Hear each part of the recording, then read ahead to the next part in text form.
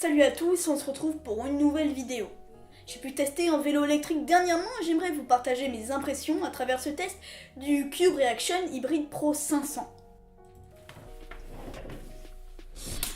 Ah et d'ailleurs ne prêtez pas du tout attention à ce qu'il y a juste ici, j'ai juste tourné les plans en fait dans la forêt, du coup je me suis pris une petite tronche.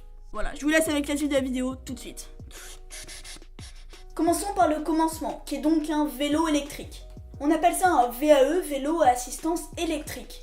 En effet, ce n'est pas une moto, le vélo va accompagner vos coups de pédale de façon naturelle sans que vous ayez à appuyer sur un bouton comme sur une moto. Celui-ci est en particulier un VTT, un vélo tout-terrain. Il est donc prévu pour franchir la majorité des terrains. Pour continuer, parlons d'une des plus grandes parties, une des plus importantes, l'utilisation, donc les modes, comment l'utiliser.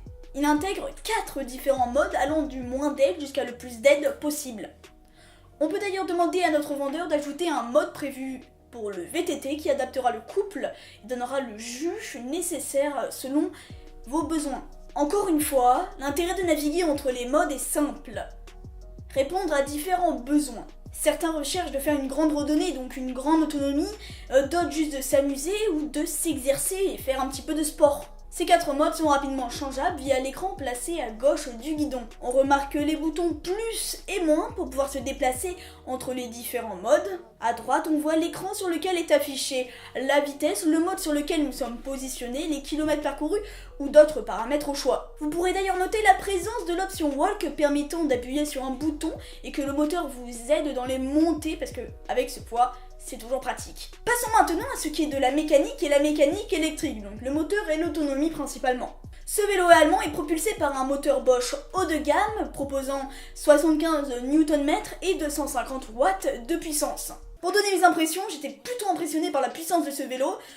Lorsque vous êtes en montée sur le mode le plus puissant, donc turbo, vous ressentez la puissance et l'accélération grâce aux 10 vitesses classiques et au monoplateau. Malheureusement, cette sensation d'accélération sera très vite ralentie, même arrêtée, dû à un bridage à 25 km/h. Si vous voulez dépasser cette vitesse, que ce soit en plat ou en descente, il va falloir pousser avec votre propre force, le moteur ne va plus du tout vous aider, vous aurez un vrai vélo beaucoup plus lourd.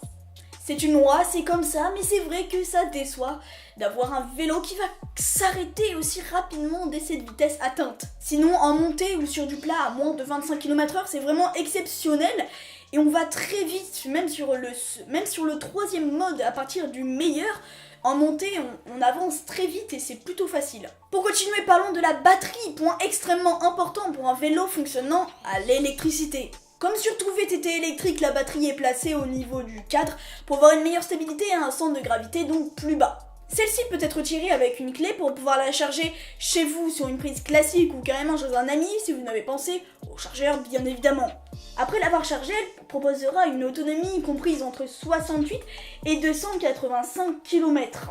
Selon l'usage du VTT bien évidemment, grâce aux 500 Wh intégrés. 500 Wh c'est beaucoup, je précise. Pour ce qui est du confort, donc le poids, les pneus, la suspension et les freins, on a du bon mais rien d'exceptionnel. Il pèse 23,7 kg.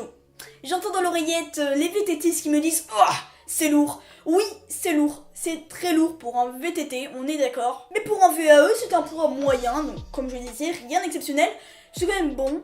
Oui, on ressent la largeur et le poids de ce vélo, mais on réussit à avoir une stabilité qui passe et qui peut suffire dans beaucoup de besoins grâce aux pneus larges de 2,6 pouces. La fourche fonctionne bien, c'est une Suntour 100 mm très classique encore une fois, hein.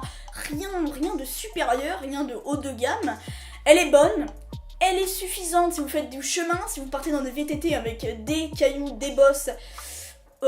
Souvent, c'est limite, il va plutôt falloir partir sur un modèle supérieur. Pour finir, ce des freins à disque classiques qui viennent de chez Shimano, ils suffisent et ils arrivent à freiner les 23,7 kg, ils marchent nickel, rien à dire. Il est temps de conclure avec mes impressions sur ce VTT AE. Cube ont réussi à faire un VTT équilibré qui répond à la majorité des besoins. J'ai été impressionné et surpris par la puissance et l'accélération de ce vélo électrique. Pour de petits trajets, un trajet moyen ou des très grandes randonnées, Cube répond très fort avec ce Cube Reaction Hybrid Pro 500. On le retrouve à environ 2500 € dans la plupart des magasins et je l'ai trouvé à 2300 € environ le moins cher en ligne. Honnêtement, très bon vélo à conseiller, vous ferez du sport et vous ferez un geste pour la planète en utilisant un vélo à la place de votre voiture, c'est très bien. Il y a des liens en description pour aller vous documenter sur ce vélo si vous êtes intéressé ou simplement pour votre culture, pas générale mais alors précise plutôt.